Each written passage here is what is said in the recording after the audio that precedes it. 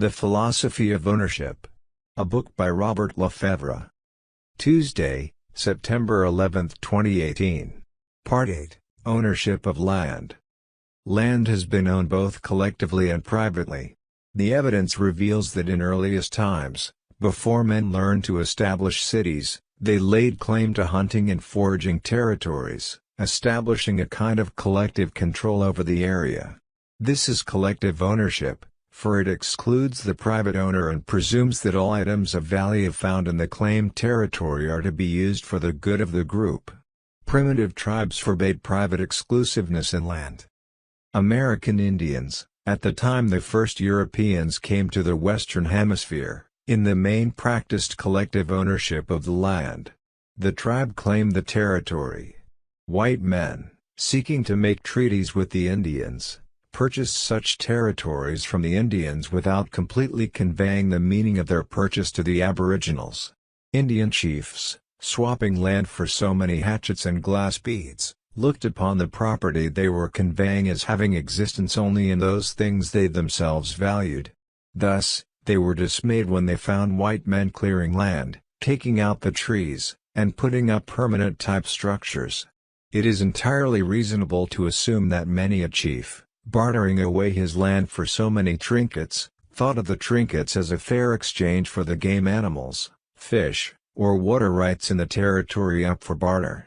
Perhaps he was, in his own scale of values, conducting a shrewd trade in an area where most of the game animals had already been killed or run off. He may have thought he was giving the white man little if anything of value for these elaborate man-made items of cutlery and decoration which the Indian could not possibly produce. When the white man cultivated the earth and thus more fully utilized the hunting ground, the Indian may have belatedly awakened to the nature of the white man's intention. This could well have served to stimulate a number of Indian hostilities and uprisings. In many places in the world, some land passed into private ownership or control while other territory was maintained as the basic collective property. In early Russia, under the Mir system, long in vogue, each young man as he reached maturity was ceded a certain number of acres for his own use and that of his family. These acres were taken from the collective Mir and exploited privately. In a sense, this pre-Tsarist and Tsarist system has been re-established by the Soviet system, which contends that all land is socialist property but permits each household of a collective farm to have a subsidiary husbandry on a plot of land between 1/4 and 3/4 acres in size. This husbandry is generally viewed as private property and to date, in Russia, produces proportionately far more food crops than the huge collective farms. Since the household pays no taxes on this land, a degree of private ownership exists in Russia which is, in an economic sense, far more in harmony with laissez-faire ownership than our own system. Of course, the Russian government can confiscate this land at any time, but until it does so, the Russian peasant has an advantage over his American counterpart in this particular. Currently in the United States, although we praise private ownership of the land as the bulwark of our system of land ownership, the taxes levied actually perpetuate a kind of collectivity in ownership. The social group, the city, county, or state, collects a fee for the use of the land.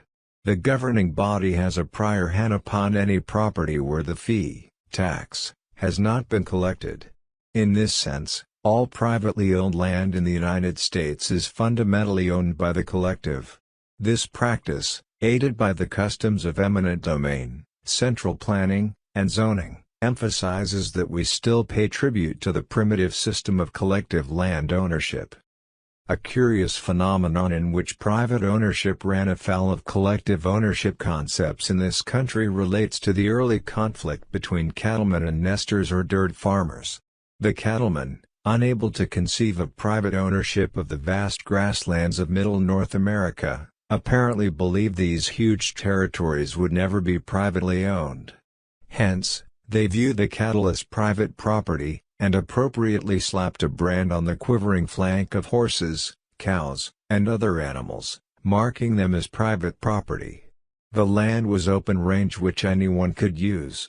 When the dirt farmers moved in, fenced off plots for agricultural purposes, and laid claim to the unclaimed prairies, the cattlemen took up their Winchesters to defend property which they had already indicated was not their own. In the exchange of hostilities, the permanent settlers won the argument, for they demonstrated that a negative claim to non-ownership by anyone is inferior to a positive claim by someone. The cattlemen retaliated, belatedly, by fencing off hundreds of thousands of acres so that grazing lands could be preserved for themselves. Had they done this originally, the prairies would probably not have been eroded by the plow, and the development of the central and western plains would have taken on an entirely different complexion than they were today.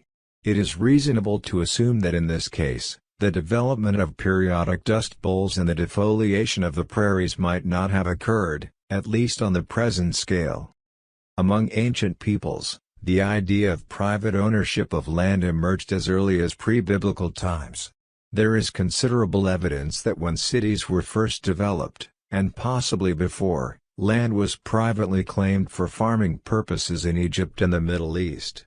Some of our earliest documents in the form of papyrus or clay tablets are deeds in land, privately conveyed by an owner to another owner. Land was also conveyed by will. One of the earliest land transactions is recorded in the book of Genesis, 23, 2-18, wherein Abraham bought a plot of land for the purpose of burying Sarah, his wife. The scriptures note a price of 400 shekels of silver current money paid to Ephron, the son of Zohar, for the purchase of the cave of Machpelah, to be used as a crypt for the deceased Sarah. F. de Coulanges, in developing the history of the gens, reveals how land was owned by families rather than by individuals. This formed a type of genetic private ownership in a familial collective.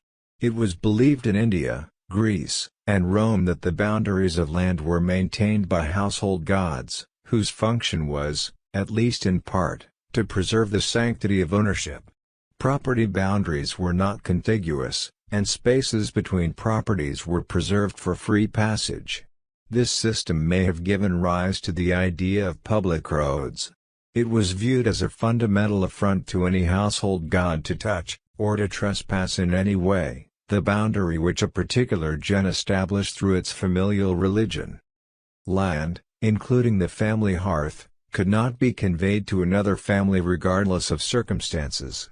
This ancient custom, perpetuated through the gens and phratries, may have led to the fear often evinced by modern socialists that those who own land become a privileged and perpetual landed aristocracy. While it is certainly true that during long ages the son inheriting property from his father under the rules of primogeniture could not divest himself of this property, this custom has long since vanished. In a modern economy, land is freely conveyed in the open market. It is almost axiomatic among American real estate brokers that any piece of land can be sold if the price is right. Manufacture and the development of industrial production have doomed ancient agrarian notions of the use of land. Yet most theories relating to land use and land ownership are presently based upon ancient agrarian customs which no longer have application. If a free market is assumed, even though property and land remained in the ownership of a particular family line, no real problem could or would arise. If the property were utilized to its highest advantage, the entire economy would benefit irrespective of the name of the owner. If the property were not utilized according to its highest utility, market factors would arise in time which would make it advantageous to alter utilization or to transfer ownership. In those nations, such as Central and South America, where a landed aristocracy still holds sway, the requirement is an industrial revolution and development, not a political revolution employed to redistribute the land for agricultural purposes. Socialists frequently champion the cause of agrarian reform, seeking to redistribute the land by force. Such forceful redistribution almost invariably leads to state collectivization of the land in place of private perpetuation of land tenure. A precise example of this procedure is before us in the land history of Mexico. When the Diaz government of Mexico expired in 1911 and the revolution sired by Zapata, Villa, and Carranza called for land reform, The reason given was that the aristocratic landholders were preventing the peasants from owning the land. The revolutionaries were successful in establishing their particular form of land expropriation, and the large holdings of the landowners were confiscated. But this did not lead to the establishment of many small farms, as was fondly hoped. Rather, the state seized the land and then belatedly discovered that the peasant was poorly equipped to face up to the manifold problems of private farm management. Thus, in Mexico today a system closely patterned after the Russian mirror pertains. Individual peasants are granted tracts of land for their own use, so long as they work at the task. If the peasant does not use his land for a prescribed period of time, the land passes from him, back into the collective state land, to be parceled out again when an apparently worthy peasant appears. Fortunately, in Mexico in recent years an industrial expansion has begun and the Mexican government, essentially socialistic on a Marxist base, has adopted more lenient policies with respect to the private ownership and development of land by those willing to purchase and use the land. There are still many who champion collective ownership of land. They apparently believe that owning land constitutes a monopoly, that since man does not labor to produce the land, he cannot rightfully own it privately. The anarchists believe that private ownership of land would not ensue except that government makes it possible, thereby protecting the landlord by means of law and political privilege. But the collective ownership of land has these disadvantages. 1. When all land is owned and managed by the collective government, no private point of view or interest can be maintained. This results in curtailment or abolition of those innovations and long-term developments which flourish when land is independently and privately owned and managed. 2. The charge that private ownership of land is a monopoly is certainly not offset by creating a governmental monopoly in place of private, and necessarily competing, transactions in land. 3. It is self-evident that individual men do not labor to produce the land. By the same token, government does not labor to produce the land. The land is a natural resource and the origin of nearly all our natural resources. But one obvious fact emerges. When an individual owns land privately and knows himself to be the proprietor in fact, he will labor with enormous self-commitment to improve the land. On the contrary, when the individual is merely a tenant, either of a farm or a dwelling or a business site, his interest is in taking out all he can to compensate for the cost of the rent he pays. This is true whether his landlord is a private person or a government. Actually, in those cases where government has become the landlord, the evidence abounds that tenants are even less interested in improving or even maintaining the property they occupy. If a landlord-tenant relationship occurs privately, then the private owner of the land is in a position to keep up his own property and to influence the tenant against careless behavior or wanton destruction. But when the state is the only landlord, the supervision of the land by the state representative becomes parallel to that of ancient stewards who supervised the behavior of serfs. If the only land available is state land, then the entire human race will become nothing more than tenants, entirely at the mercy of state officials. If private ownership flourishes, the tenant has a remedy. He can always purchase land and thus remove himself from the renting class. 4. The charge that private ownership of land could not exist except for government protection will not stand on the strength of the evidence. Government's role in respect to land has been aggressive rather than protective. Private holdings have been wrested from the hands of individuals or groups the government attacks, either in war or by legal decree.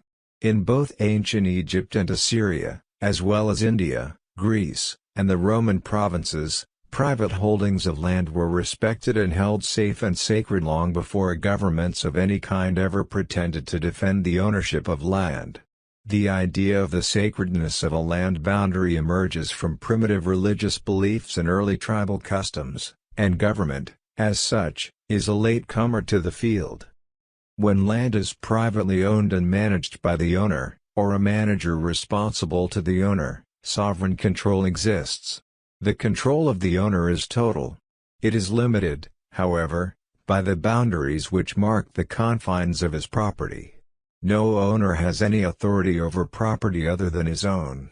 For private ownership to exist, control must be total within the territory owned, and non-existent beyond it. By this process, the dignity and the productivity of man can be upheld. Each man becomes the lord of his own domain, whether large or small. The early British view that a man's home is his castle is sustained. And only by this process can freedom of the individual endure. Much of the uncertainty relating to land ownership and tenure today arises from the trend toward collectivizing the land. To support human liberty and to further the development of a vital, dynamic economy among men, private ownership of the land is the primary essential. When land is collectively owned or collectively managed, a dispersion of rightful authority ensues. Consider a city park. It is claimed that the city owns the park. But what is the city? It is a word we have devised to indicate that a number of people live in a compact urban area. To say that the city owns the park merely means that the residents within the urban area are forced to pay a tax in support of the park. They may not ever enter the park, but they are required to pay for its maintenance. The payments they make cannot be redeemed. Thus, the payments made do not constitute an investment which could be sold or transferred. If the resident moves from the area, no refund is made to him. Nor can he sell that portion of the park he has paid for to a latecomer. The resident may use the park, provided the city authorities permit him. But he can be excluded from the park, in spite of the fact that he has paid for it in part.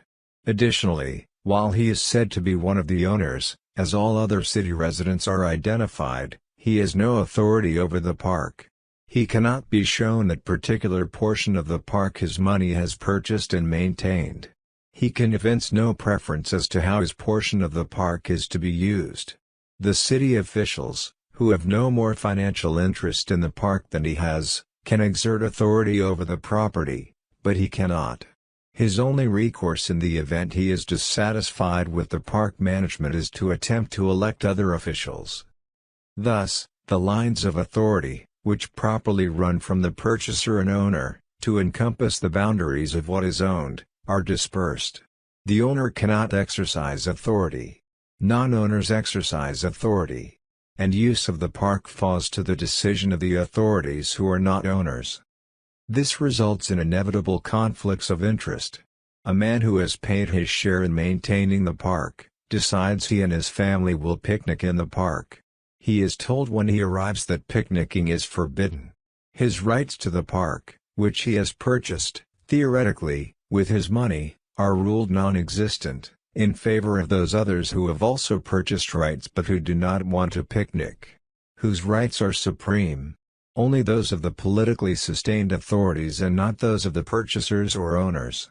One is reminded of a news item which appeared in the Catholic Digest, sign in downtown square of a small Kansas town, no ball playing. No pets. No bicycle riding. No loitering.